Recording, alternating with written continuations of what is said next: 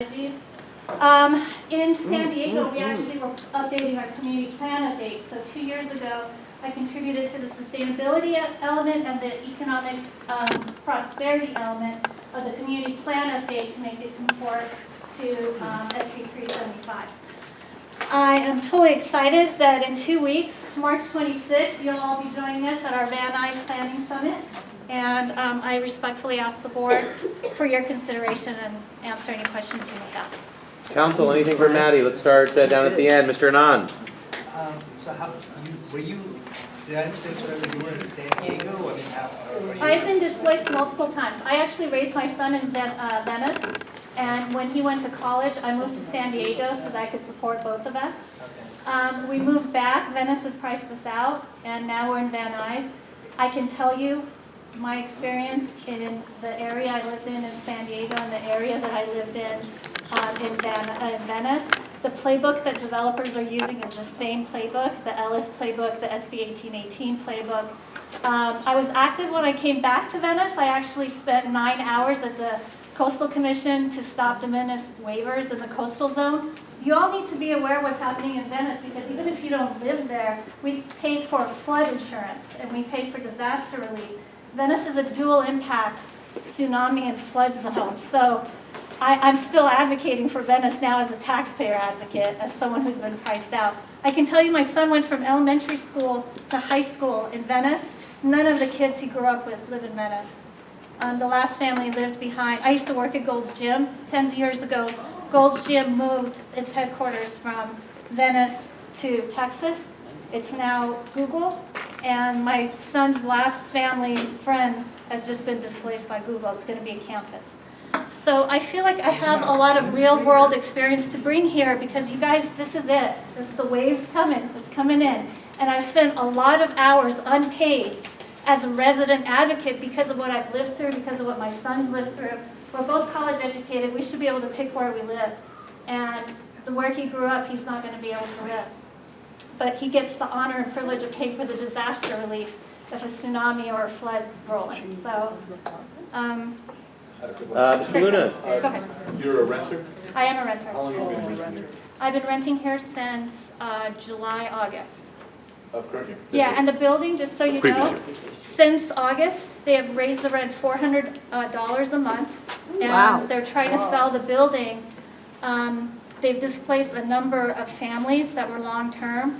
I have 2 letters out. I have 1 letter, but one to Bob, the state senator, and one to Nuri Martinez. Frost Chaddick, the developer that owns my building, is one of the developers that Hollywood is fighting. So I'm trying to hook up Nuri with District 13 and District 4. And because of my experience with Bonin in 11, we could have 4 districts working together against this one developer, because it's impacting that. They own over 200 properties, and they're flippers. So between August and last month, rents in my building on Kester and Gilmore went up $400 a month. That's ridiculous. One quick follow-up. Chris. Sure. How Great long do question. you, That's a good if you were to issue for Nuri to estimate, take up. how long do you think you'll be in Van Nuys? Honestly, I can't answer that, because at the rate that rents go up, there's no rent control. I've been pushed out everywhere because of rent. I live off my retirement. Look at me, look how young I am. I shouldn't be retired right now. We have stagnant wages. My goal is to stay as long as I can, and here's why. I see where Van Nuys is going to be in 5 years, because I lived in Venice in 2001, and I lived in North Park. If you ever have a chance to look up North Park, we have an eco-district in North Park. They used to have bars on the windows 8 years ago. Houses in North Park now sell for $2 million. And one of the things I would like to do is bring an eco-district to Van Nuys, and that's going to be labor-intensive. It'd be 5, 6, 7 years, but it'd be in tandem with a bid with a business improvement district. And if we do it right, we can pool a lot of grant money under SB 375. I mean, this is the thought. I have to get voted in first and build the ties. So I'd like to stay long-term, but to be honest with you, I don't know. Thank you. More affordable let's anywhere go else, Stacy trust and me. then Candido. Okay, Stacy so first. hearing what you said, I feel like I already know what you're going to say, but I just want to hear what your opinion is on gentrification. I'm going to give you an answer you probably haven't heard. On for gentrification, I'm absolutely against displacement. Yeah. You can improve an area And you can maximize property value with the right developer without displacing who was there. And as someone who's been displaced 3 times Yeah. in 9 years, I'm going That's to be a wrong. pretty big advocate for residents' rights. Good. And if you've grown up here, Yes. I'm not here to displace you. I'm here to help you. You want a farmer's market? That doesn't hurt me. I can help you. If I want an eco district, that helps your farmer's market. So I've seen neighborhoods, Venice, destroy itself from within. I used to blame a lot of it on developers, and coming back last year, going through the de minimis waivers and going through some of the meetings, I actually sat on their mass scale committee because I was trying to bring in form-based code planning and trying to teach them the playbook we had learned in San Diego. Venice was destroyed from within, and I'll go on record saying it. I'll say it to that camera. So I'd like to be the answer and the solution for us working together, not to let that happen. Did I answer your- Bendito. Thank you, Mr. President. You know, she's probably one of the best candidates that's come along a long way. If I was a business owner, I would hire her right away, because she's got a lot of assets. I hope they approve you and you're on that board too. And Austin, like I said, you got it right, buddy. Anyone else on the council have a question for Maddie? How probable is, if you don't stay in this place, you'll find another place in Van Nuys, because they really want someone that more people in Van Nuys. You're not gonna go back to Venice, Yeah. are you? I can't, the Venice that I lived in is dead. The character and She can't where I afford it. raised my child no longer exists. Okay, So, so be in So you'll stay in Van Nuys, definitely. I've been this 3 times, but to the best of my knowledge, I will try to stay there. But we have like a million rent. Hey, quit trying to steal her then. Why don't you go into a rent control apartment then? I'm too young, I don't qualify. Most of the rent controls are now for elderly senior citizen housing. Not true. Well, then you'll have to educate me. I've been to the workshops that they offer, and it's always landlords, and I end up becoming de facto tenant. No, we've been in rent control for 35 years. Yeah, all Well, I'd love to properties- talk to you. all You'll have to properties built educate me. after a certain time are automatically I just know unit. my building was built in the 80s. You need to be socially educated. Absolutely. This is a free enterprise system, sort of. Paul. I'm totally open to that. Paul, you have a question, sir? Just a comment and a question to be aware of. When you talk about the master plans of the city, we saw this in Hollywood, we still see this in Hollywood. There's constant encroachments to expand the scope of the master plan. So naturally, you get conditions like this. All of a sudden, developers come in saying, I want to do this, but you're going to have to give me this ordinance here so I can squeeze this happening. And I want to make the board aware of that as well. When you start saying, yeah, it's okay if they expand, let me tell you, what we saw in Hollywood is a consistent creep into those encroachments. And if you know Hollywood now, as you know about the towers they want to put Actually, I up. was displaced from Hollywood to Venice in 2001 because they built the Kodak Theater. My son started at Garner Street Elementary. Yeah. I don't know if you all know, but on March 3rd, residents got kind of a death note blow by the city council. I've emailed you the numbers so that, you know, it was right before I came. We haven't had a chance to talk about it. The city has funded for the city attorney to have a de facto like 5-person team of lawyers represent when community members sue. So what that means is in the old world, the city attorney needed to represent us if we wanted to sue or if a developer wanted to sue. It was one entity and theoretically they were supposed to be 50-50. Now we're going to have split and the developers are going to have through a very dedicated set of funding their own 5 advisors that are legal experts to help overcome neighborhood planning. And I just learned about it, I'm not an expert on it, but that's not the direction we should be going. That is fair enough. horrible. That is the direction we're going, and that's a very large law firm, and they contribute tons of money to everybody downtown, and there's a direct connection between those 2 spots. So there's your linkage. Any other Doesn't mean questions we for have to Maddie? agree with it. Question. Yes, Ms. Skelton. Well, one, the reason why I said no, because I don't have the email set up just yet, so I don't know anything about this, if it was agendized or anything. But how did you hear about the board? Well, I'm familiar with the whole neighborhood council process because I was active in San Diego. They're called planning committees, but it's the same exact thing. It's just tomato, tomato.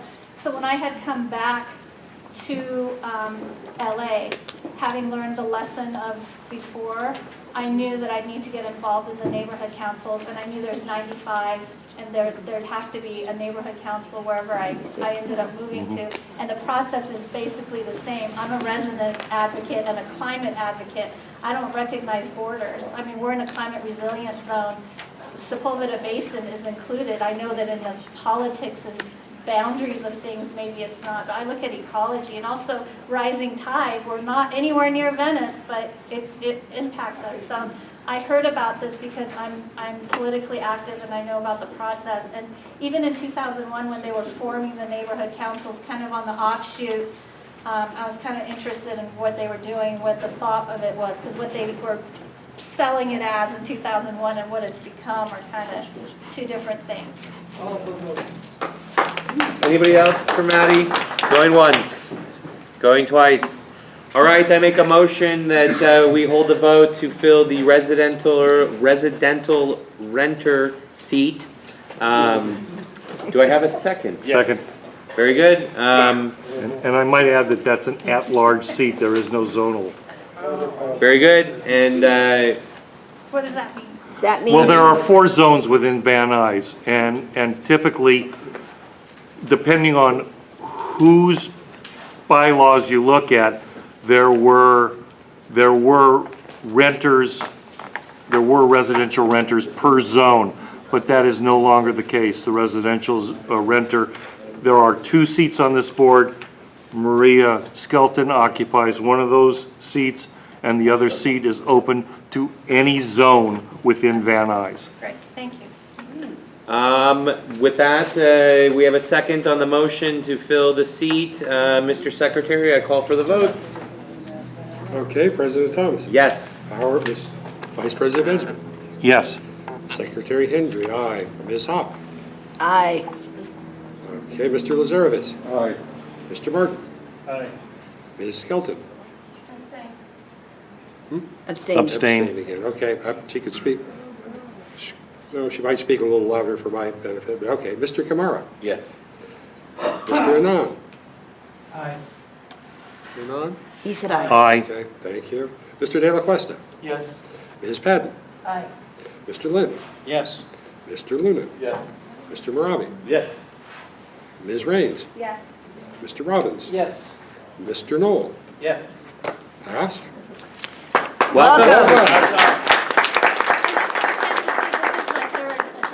You're all good. That was an arbitrary rule that we had, but you're We're gonna have to double figure out where qualified. we're gonna put you.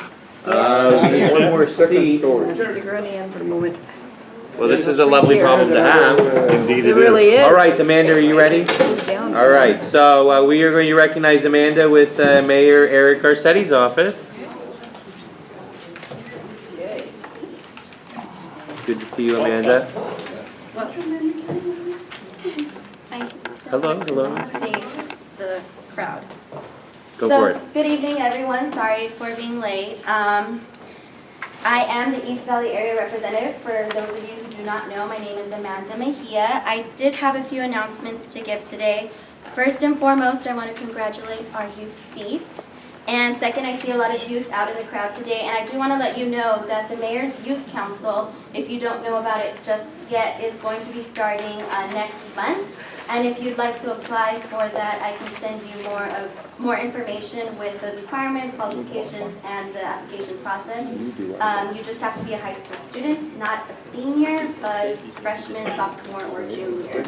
If any of you guys would like to apply, I'm going to just out loud say my email. I don't know if you have that available, anything to write on. And then you, Derek, you might want to start writing down that information too, so in case they don't get it, you can pass that information along. Start your outreach. We already got you working, Austin. Sorry. Oh, I don't know why I called you Derek. We'll call him Derek or Austin. Austin Derek. If you're ready, it's Amanda.Mejia, MEJIA, @lacity.org. Can't spell my last name too. For the second. And then please do email me if you're interested. I really encourage you to just make that first step, just to know about the program, and then I'll follow up with more information. And then second of all, following up on the homelessness summit, I do want to let you know that the mayor just announced 2 days ago that HACLA, the City of Los Angeles, the Housing Authority for the City of Los Angeles, was just awarded 490 vouchers for our veterans to be housed. So, let you guys know, a little update. Only down to 4,000. We're getting there. And then another event coming up that I know that the board will be attending, I believe, is the LA Cookout event, which is a partnership between LAPD and GRID, the mayor's GRID office. And the closest one to you will be Van Nuys Police Station.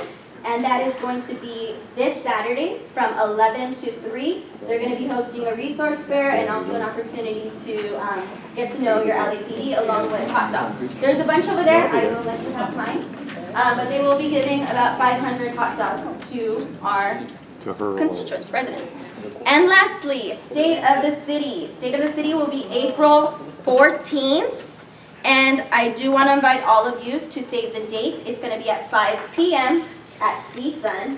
And once again, I'm going to repeat my email because in order to RSVP, I will need to be able to email you a save the date so you can get that information. So it's going, my email again is amanda.mejia, MEJIA, @lacity.org. So I would love to see all of you at State of the City, and hopefully you can come. Thank you. Amanda, you're great. Always good to work with you. Thank you very much. Thank you very much. Thank you, thank you. Thank you. All right, let's try to get through the secretary's report. Mr. Secretary, you are recognized. Okay, we distributed, I posted the February minutes. I also distributed today just to let everybody see that they are produced, but they are generally posted on Facebook and on the website. There was one small mistake which everyone could agree to tonight, which is I didn't mention the not to exceed amount on the Woodman walls, which was $1,500, correct, Ms. Hopp? Yes. And with that agreed and that to be changed, the minutes are presented for the approval of the group. Very good. I make a motion that we adopt the February minutes. Seconded. With that, I call for the vote, Mr. Secretary. In just a second. Okay. President Thomas? Yes. Vice President Benjamin? Yes. Secretary Hendry? Aye. Ms. Hopp? Aye. Mr. Lazarevitz? Aye. Mr. Martin? Aye. Ms. Skelton? Abstain, okay. Just a second.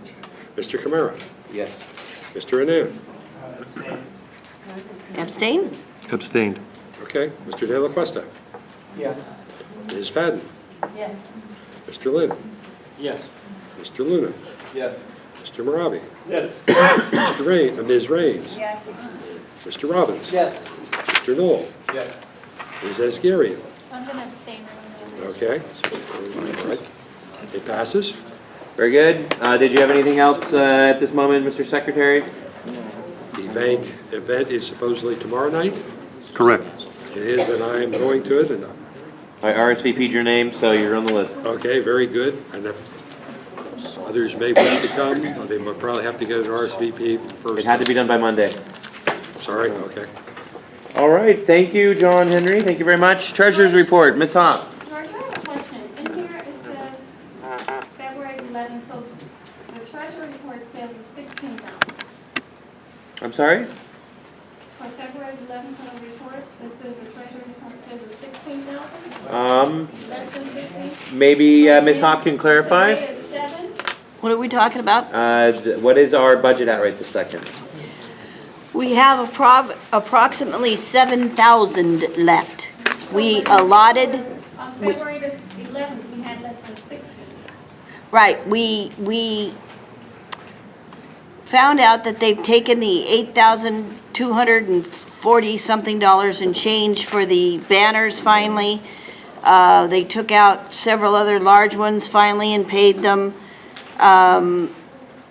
like the cyclery, they finally got their $1,000, and there's a couple of other ones that are outstanding that they've now finally paid. So we have less money because of all of that. I do not have the exact figures. As you all know, I was hospitalized. Though while I was there, I did do 2 reports, but I had no way to copy them. So I gave them directly to Gracie, the general manager of that department. She came and visited me in the hospital, which was spectacular. And then I begged her to make sure I got copies. So they finally came today. At She 4 saw o'clock. me a month ago. They didn't come until, after 4 today. So I had no time to actually get that report finalized like I normally would. And even if I did, I wouldn't have been able to go copy it to be able to disperse it as I also normally would. So I'm telling you verbally that we've got approximately 7. We at the executive committee went over a number of issues that we're going to be bringing up to be voted upon. So we have most of the money allotted. We will have some left for next month. And basically, this will be the first time that we spent it all, and they can't say we didn't do it properly and it wasn't wasted. So I'm quite happy, actually. Good work, Ms. Hop. Thank you. All right, so did you circulate the report?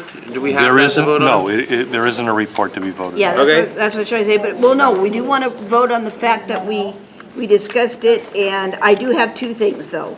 You can't. Let's see, no, I didn't. We still have to vote on the fact that we did, and I said there was that much left, otherwise, you know, it'll hit the fan. We have to have that in the minutes. Okay, we can, well, I don't know how procedurally we could do that. Well, you could put an approximate figure of $7,000 Yeah, exactly, you don't have pending. to have it precise for this. Okay, so, Is there a procedural question? well, Not we really. need to approve her secretary's report, her treasurer's report, with the understanding that we have roughly $7,000 left. We can do it because it's type report, it's almost like having it. Okay, so what would be the legal language? We can't approve the report. We can't approve it. Yeah, since it's, Yes, you can. since it's on camera and video, you can. Okay, so you would have to give a report though. They would, how much do we have left? How much, what's allocated? What's been spent this month versus last month? Because it's not a year-to-date P&L, it's a Okay, monthly well, I report. actually. I would be happy to table this and we could approve. No, hold on. Okay. If you want to get that technical, see, I'm prepared for you guys, even if you don't realize it, it's here someplace. I No, printed it's out just a all of formality and the- it's good. the statements. If you could tell us what we have left. Hold on, and hold what on, was hold on. spent. You want to come back to this? We can come back to it. Real quick. I will tell you. Is this December's? Yes, it is. Okay, I have December's. I do not have January's. Okay? So, as of December, we spent $2,152.84. We had, at the beginning of that month, $37.60.82. I have a lot of receipts here from Howard that I just got. That's why I don't have January's, because he literally just gave them to me tonight. So I've got a lot of loose, I can show you all of these nice little things right here. So I have a lot of loose things. That's why I don't have an exact amount for what it would be. Just as an FYI, we're not taking any action on this, we're just hearing it. Right, you're hearing it, but I'm telling you that that's what we've got, and But there's we're, no vote to happen on this, is what I'm saying. You just tell us what you want to tell us, and then we move on with our lives. Like there's no vote, there's no action before the board on the report. I'm just saying, like, if you want to give us a report, that's great, but we don't need it to move forward. true. But they do like to have that in the minutes because they get technical about it. All right, fine. Very good, very good. Listed as a report.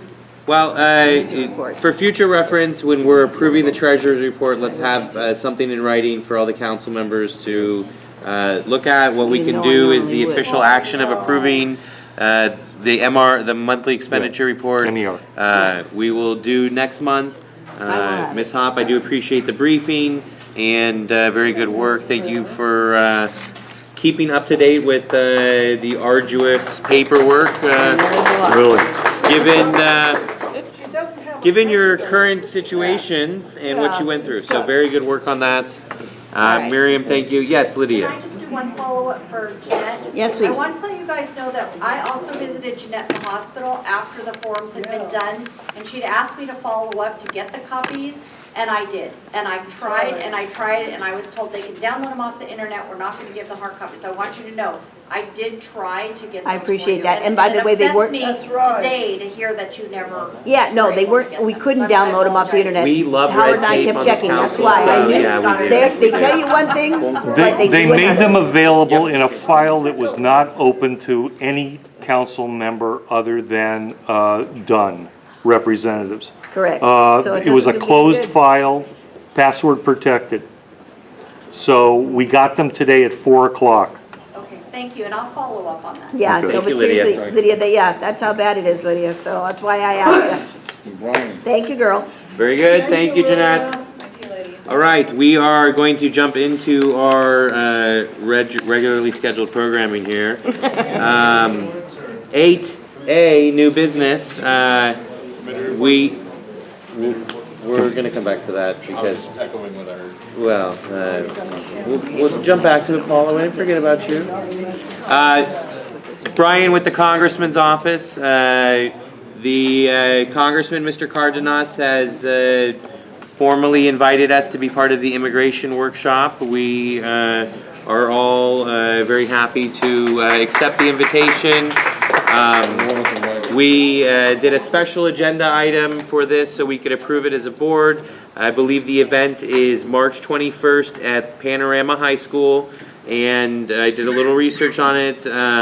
Congressman Luis Gutierrez is coming out as well. I believe he was the first Latino elected to the Congress from the Midwest of America. So without further ado, Brian, if you could brief us on this, and we will take a vote as to whether we will be participating with you.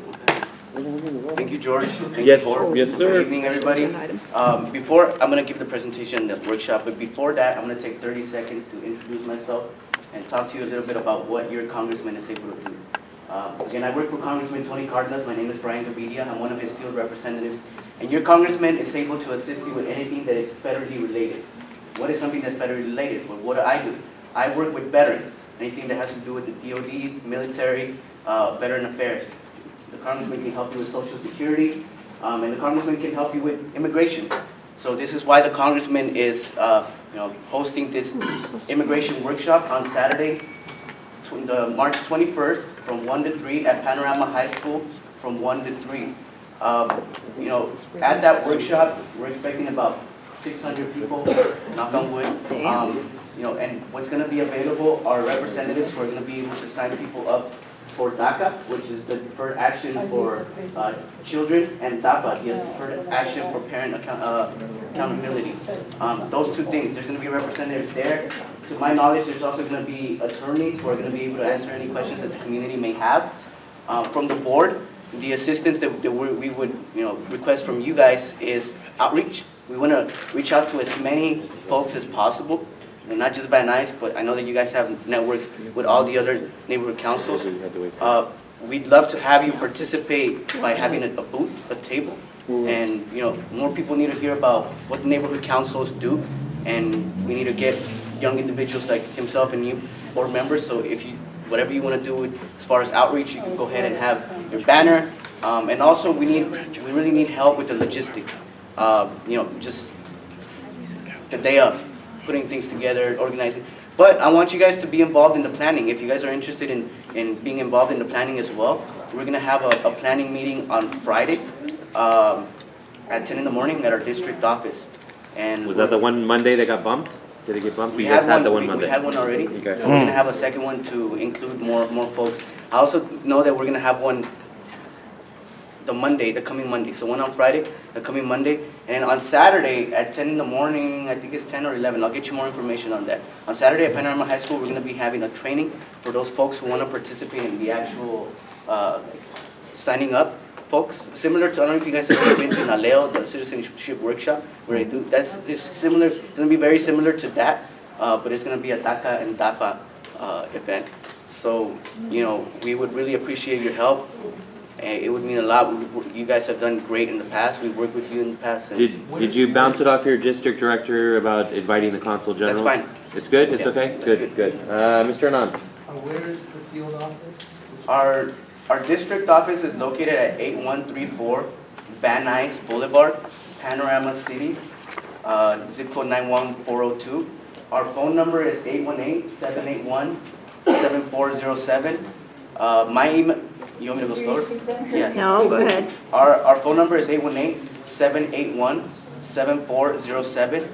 My email address is Brian, B-R-I-A-N, dot, my last name, G-A, V as in Victor, I, E as in dog, I-A. I'll leave business cards as well at mail.house.gov. And I'll leave my information in the table, or whoever wants business cards, I have business cards on me.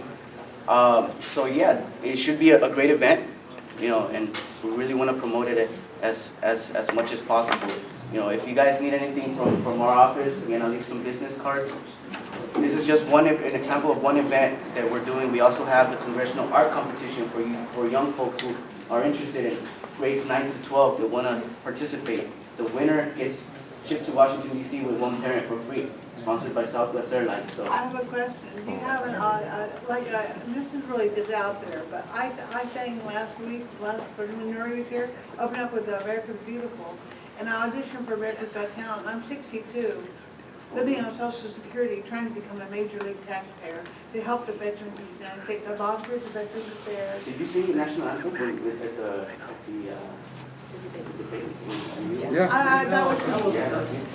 I would like to do something, I'll talk to you after. Yeah, let's Very good, very good. Any other questions for the Congressman's office? Going once, going twice. Panorama High School, that's the All one right. that used to be the Carnation plant? Yeah, just, Thank okay. all the congressmen for their great work they do with the professionals over in Social Security hearings and appeals. Very good, thank you, Donna. Okay, real quick, I make a motion that we aim to participate with Congressman Cardenas and Congressman Gutierrez on the immigration workshop on March 21st. Seconded. All right, with that, I call for the vote. Mr. Secretary. We'll catch up to you in just 1 second. Okay. President Thomas? Yes. Vice President Benjamin? Yes. Secretary Henry, aye. Treasurer Hall? Aye. Mr. Lazarevich? Aye. Mr. Martin? Ms. Skelton? Yes. Okay. Mr. Kamara? Aye. Abstain. Just a second. Okay. Mr. Anand? Aye. Mr. De La Cuesta? Yes. Ms. Patton? Yes. Mr. Lynn? Mr. Luna? Yes. Mr. Maravi? Yes.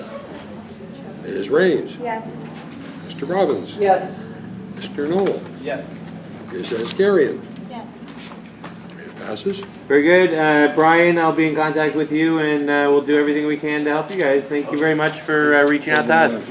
We appreciate it. Okay, we are It's a going yes. to hear from Brenda Barnett next. Then we were going to do our funding votes so Kathleen can wander off, and then we'll do our committee reports and then get back on schedule. So, ladies and gentlemen, boys and girls, the main event.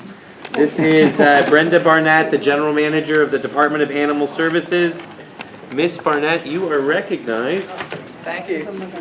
Council members, audience, thank you for the opportunity to tell you a little bit about animal services and to actually engage your assistance so that we can do even more.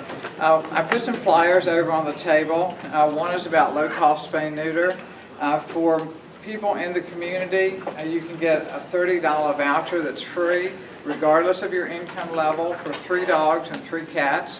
If you're low income and qualify under the HUD guidelines, you can get a $70 voucher, 3 dogs and 3 cats. And if you go to certain veterinary hospitals, that'll cover the entire cost, so it's free. So the city has been very much in the forefront of doing everything possible to make it easy for people to spay and neuter their companion animals. The other thing that there's a flyer over there about licensing, and this talks about licensing dogs and horses. For horses, I'll just say that you're protecting your horse property by licensing your horses. We actually do this for Rex and Parks. The money all goes to the trail system. But it also means that your property is listed as a property that has a horse on it. And if there is any zoning or redistricting, that might be an important way to protect your property.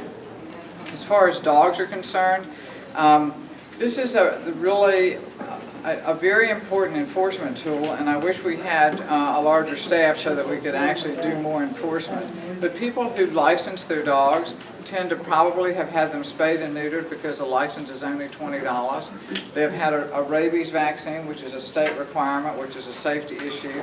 And most people who invest in their pets do keep them in, take care of them. They don't let them get out in the streets where they can cause mischief or car accidents or get in fights or cause injury to people. So that's very important.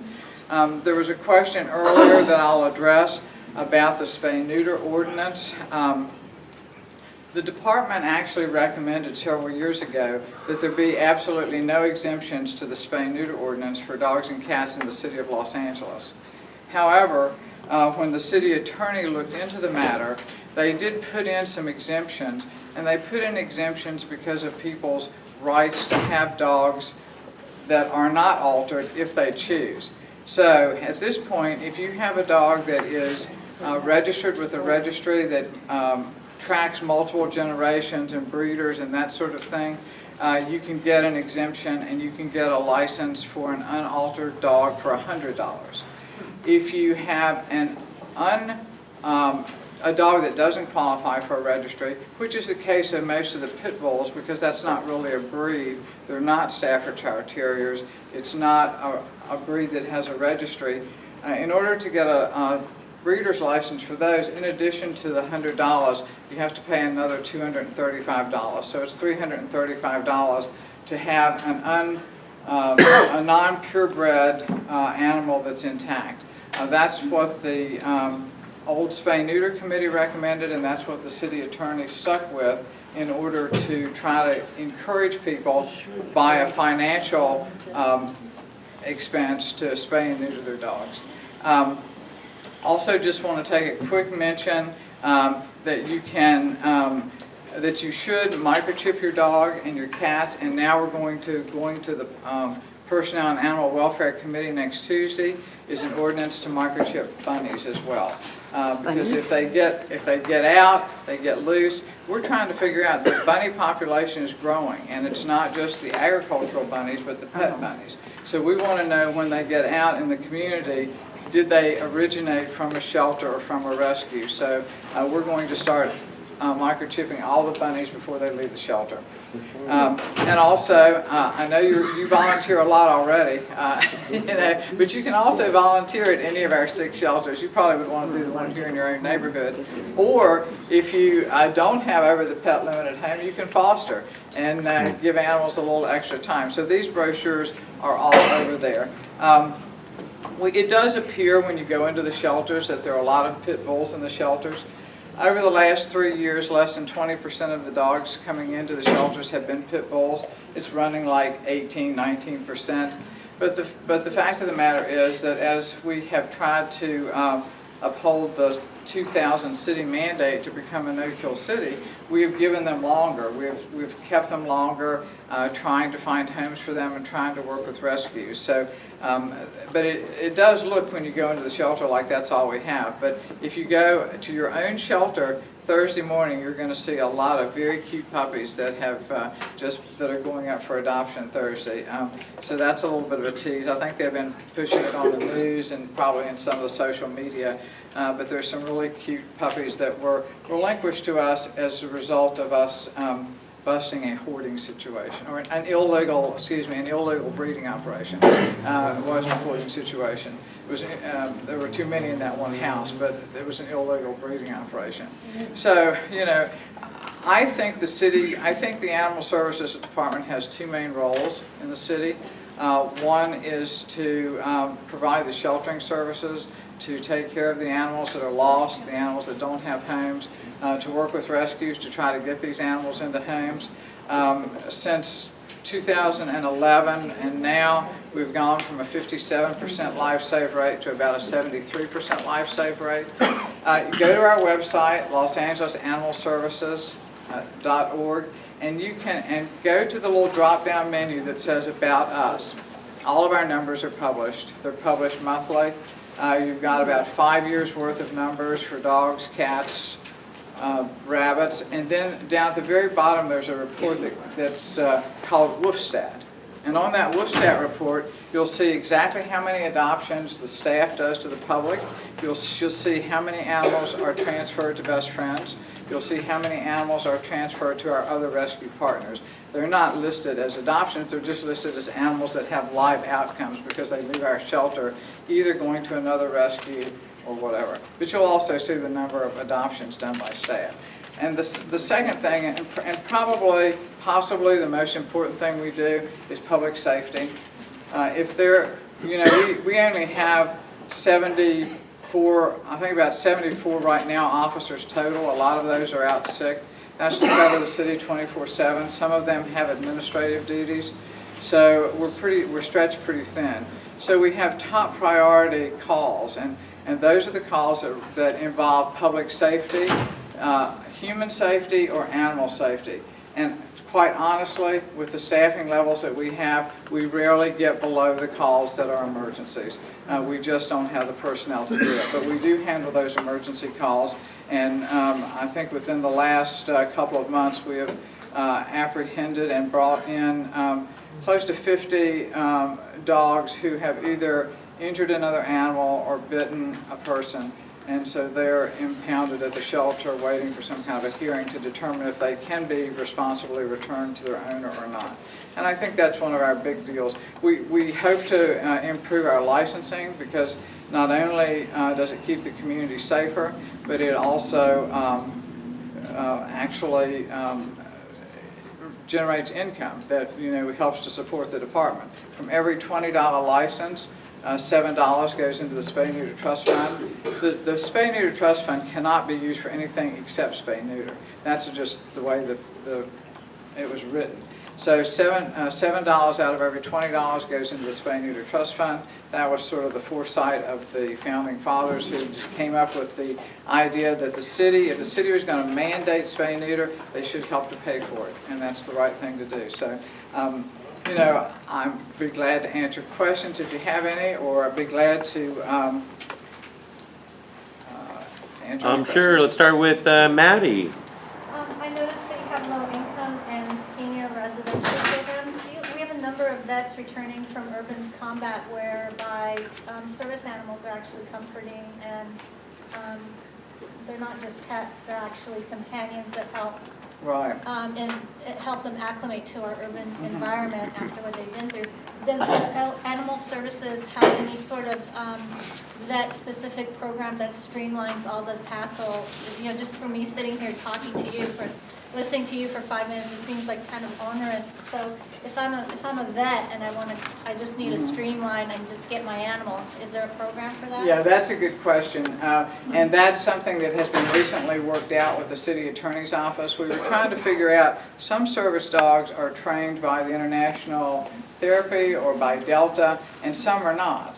So the city had to grapple with the liability for an animal that we didn't know how it was trained. So there's been a process, and that's just been resolved within the last, probably month or two. And so it's fairly easy now. The person comes in, they have a service dog, they have a licensed dog, they also get a service dog license, and it's pretty simple. What if the service animal was with them overseas? Is there a way to streamline it so that, because where they've been trained with the owner that they came back with, just so that it's less onerous and it just makes more sense? It's still streamlined. All you do is sign an affidavit that you understand that the city's not verifying the type of training. Got it. It's pretty simple. Yeah. And we worked with the Department on Disabilities for that. Good. Mr. Vice President? I was wondering, what's the economic ceiling per household to qualify for low-income HUD? That's something that our clerks handle, but I think there might have been something in one of these brochures. In this particular brochure, it talks about the total number of people and the household income. So for one person, it's 29,000, and it goes up to 8 people, it's 54,650. In the city of Los Angeles, you can also cut through the red tape of proving your income by having one of the light utility bills. Okay, if we can go back to that gentleman's question, I was just wondering, is there any penalty for basically perjuring oneself as to a statement of income? Well, that would be a question, I think, for the city attorneys. I mean, in order for people to get the low-income benefit for us, for the vouchers, they either have to show proof of income or proof of level of income through W-2s or something like that. I don't honestly have the list of everything that the clerks look at when they do that, but I do know that the simplest way is if you have one of those light utility bills. Okay, like any Lifeline or whatever? Yes. Okay. Ms. Skelton? Can I have a brochure or pamphlet that you may have? I know you said some of them here, but I Yeah, I'll get you a packet on the way some out. over there? Yeah, I actually made it partway around and the meeting started and I sat down. Oh, okay. Donna Pearman? I want to ask you, different buses seem to have different things on what's considered a service animal. Are they going to try to get, you do know if they're ever going to try to set up to know what exactly is, like on the, they have to be trained if they go on Santa Monica over and the Metro, they allow poodles and all these ridiculous small animals that I don't really see that they're doing anything, for the person. They're not really a service animal, they're just a pet. Do you think that they're ever gonna? I can't answer a question about the transportation system, but I would suggest that you call the Department of Disabilities. Because they worked very hard with us on the service dog license. Oh, okay, I'll talk Yeah. Ms. Skelton? Do you have any control over the little animal shelter right downtown? That's part of her department, I believe. Okay, I took my dog there, and this is a complaint, and I called George.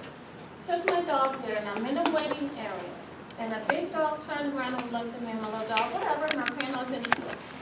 It's the lady sitting here with an infant baby on her lap, with a little baby dog here. The big dog turned around and snatched the little dog. Terrible, something terrible. The only thing that the employee said, oh, well, this happens all the time because our waiting area is too small. That's the only thing that they said to the parent, what they said to everybody that witnessed it. And it was just like, oh, well, this happened all the time to us. It happens all the time here. And everybody in there was stunned. And then when they came out and spoke to the young lady whose dog had got attacked, and she laughed, was like, so how's your day going today? And I was like, wow, did you really just do that? But they said it happens all the time. Well, not all, but it happens a lot there. And it's because they already reported that their waiting area is too small. Is there anything that can be done about that? Well, that's one of the bigger shelters, waiting areas in the 6-shelter system. This one right here, you go get your nails clipped, the dog's nails clipped? Yeah, well, were you in the spay-neuter clinic, or if you were getting nails clipped, you were in the spay-neuter clinic? Yeah, not getting the okay. nails clipped. Then that is operated under contract. Each of our shelters, except North Central, has a privately contracted spay-neuter clinic in it. So that was them, but I will send a note to the people who are in charge of that. Because my board knows, I wanted to do a program to where people could come, we have a box, and we just drop off like blankets or newspapers or something, because the dogs and little animals are cold. And I said that before the board, let's get something going and just let people start dropping off newspapers. That'd be great. We can try to help them. Well, you can do that. After that incident, I was Well, like, that was, you went in the side door and into the spay-neuter clinic. If you went into the shop. Yeah, if you went into the main shelter, that's a huge lobby in there. Absolutely. Very nice. Yeah, so that would be, we love donations. You get them all the time. We do. Yeah, all the time. Yeah. Blankets, Yeah. food, everything. Do you have your business card? I do. I'll give Okay, you. okay. This gentleman here, yes, sir? Commissioners, wow, thank you for asking that question. while Ms. Barnett was waiting for you, she sent a note to her significant other that said, good reminder not to speak at neighborhood councils. We have a photo. She's here with disdain. So let's talk about that low-income discount. The Housing and Urban Development Organization makes DWP discounts for a two-person household, slightly over $30,000 a year. Animal Services on the website is $70 very low income discount program, $30,000 and change a year. On November 7th, a woman by the name of Pam Chavez Hudson went to the Animal Services shelter here and used her DWP bill with a low-income discount. She used this low-income discount from the DWP to get the $70 very low-income spay-neuter voucher from Animal Services. But her household income is about 8 times the Housing and Urban Development limits for these discounts. That's because Ms. Chavez Hudson is Brenda Barnett's live-in domestic partner of more than 2 years. That's not true. I have it in writing from you, my friend. I have it in writing from her that she is taking advantage of 2 low-income discounts. I can prove that they have been living together for more than 2 years. Their household income is somewhere at minimum of $250,000 a year. I will provide this commission all of the documentation proving that she is ripping off these low-income programs. Do we have a question, sir? Yes. I'm actually asking the commission the question. Oh, okay. Ms. Barnett, may I say, so you're declaring that you're not the live-in domestic partner of Pam Chavez Hudson? That's not germane to any of this. Okay. I sold my house in Los Angeles in November, and that is provable. And the registrar can tell you that, Dan. Yeah. And she has been living on Borden Avenue for 2 years, and I have it in writing from her. So I'm going to provide the information to this commission because you now have evidence of the limits. I'm going to ask you to send this information to the city attorney to ask if they prosecute her for fraud of the LADWP and for fraud of her own department. And just one last question. Yes, sir. Ms. Barnett, do you live at 13298 Borden Avenue? I've been staying there since my house was sold. Yeah. Have you been living there for more than 2 years? No. All right. I have that Anybody else have any other questions for the GM? Yes, ma'am. I am constantly aware of all of the animal breeding ads on Craigslist, Los Angeles.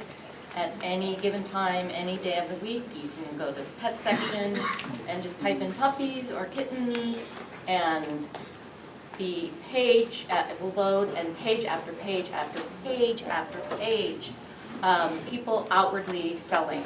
It's, of course, you know, we can't get Craigslist to impose their own rules of no sales and breeding of animals. But my question is this, they are so blatant about this, where I do the math immediately and I think, wow, you know, 7 pit bull puppies times $250, or the Boston Terriers that they sell for $1,500 to $3,000 each. They have 818 area codes listed. I mean, why is there no task force going after these breeders who are directly contributing to the overpopulation and the euthanasia rate in our shelters? Yeah, they're very clever. They won't let you come to their house so you can't figure out Sure where they are. do. Well, if you can give me addresses in the city of LA, we will go prosecute. Really? Absolutely. Do that. Sure, step up. Let's, I have your word of that? Absolutely. Good. If That's good. there's city addresses in Los Angeles, we work with actors and others. They try to identify them. It's very difficult to get them to let you get a home address or to really find out that they're in the city of LA. But if you can find them, we'll go find out if they have a breeder's license. If they don't, we'll give them a citation, so they have to either get one or surrender their animals or whatever. Yeah, Be glad to do that. Let's do that. So, I'm sure that I can supply a task force of people that would voluntarily do that. But are you saying that they can then in turn apply for a license? The They'll have most they would pay is $350, and then they can freely breed their If Chihuahuas the- and their Boston yes. Terriers and their Yes. Huskies? Yes, and if you have a challenge with that, you need to take that one up with the city attorney. The department wanted no exemptions to the mandatory spay and neuter. That was what we proposed. So that's never going to happen.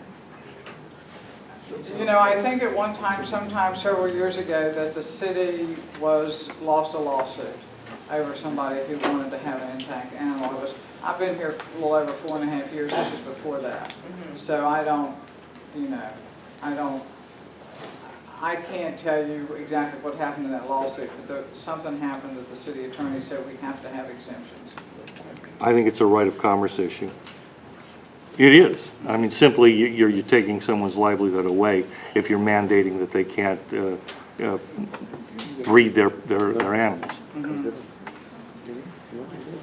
I don't agree with it, but It's but that. tax-free, they're not paying it, they get cash under the table. Of course. I mean, and these are probably people who are going to the shelter and using the free vouchers. They're the $30, $70. Well, they're not vouchers. spaying and neutering. Well, No, we the know ones that. That they want to, or yeah. Yeah. And they, Mr. Cordara? Yes, sir? ching. Is it my understanding that you had mentioned that the city is short-staffed as far as your officers? A lot of them are out due to calls in the middle of the night and everything else. So during the daytime, you're really short-staffed. What has the city done to implement a volunteer program to really get a lot of the people, like many of the people in this room, to provide services, to come out and assist and help so you're not so overwhelmed? Does the city have a program like that, or did they shut it? I believe they used to have a program like that. In 2011, we did the first RACO class, which was the first class that's been done since I think the 80s. And that was a program that 15 qualified candidates went through the training to be a reserve officer. That's what it is, a reserve animal control officer. So we had about 15 people who went through the class. Of those 15 people, most of them were animal care technicians who did it because they saw it as an opportunity for advancement when a real position came up as an animal control officer. Now we have a handful of actives. We've been advertising that. It's been on the website. It's been on the city personnel ever since that class. To try to get another class. We've also told different neighborhood councils have said we want one of these RACO groups just in our neighborhood, and I've said fine, give me 15 qualified applicants because we do have the money to do the classes, but so far we haven't. I think one of the things that we'll be looking at coming up is a less stringent version of this, because in order to do this, it takes 4 to 6 months of real 2 days a week classes. That's about 8 hours of training a week, plus there's a commitment to work in the department after that. So we just haven't been able to get the qualified applicants. Because I know a lot of neighborhood councils had animal welfare stakeholders, so I think it would be inherent that all 15 people across the city of 4.5 million people is not very many. So. Now, when Tony Cardenas was a council member, on his way out, this was a program he loved, he challenged all of the city council members to each come in with one candidate to be a RACO to participate in this program. And he challenged the ones that were in sort of the retired police group to bring 2, and we did not get one candidate from any of the city council members for that. So, it's not that easy. It's a lot of hours. You have to be physically fit, you have to be able to pass a background check, and you have to be willing to volunteer a lot of hours. So it's a very labor intensive. We have the money to do it, we have a training officer to do it, but we need 15 qualified applicants to do it. Paul, did you have something real quick? Yeah, hi, Paul Rodrigo. In 2009, I went to the then acting general manager, Kathy Davis, and I said to her, Kathy, don't we have a reserve animal control officer program? And she says, yeah, we have it, but we don't do it. I said, why? She goes, well, just, we didn't have the money, we didn't think about it. I said, great, I'll help you do it. From that conversation, a year later, we had 11 graduates out of that Yeah, class. that was 2011 that they graduated. 2010. I was here. Yeah, that they graduated. And within 6 months of that, they were gone. So we had nothing from 1985 to 2010 or so. We had 11 new candidates on the street volunteering. The issues that came out were false. That there was a federal labor law that caused a problem, which you said, Brenda, and I don't want to do this. This is not what I want to do. But I don't want you to be misled. There's video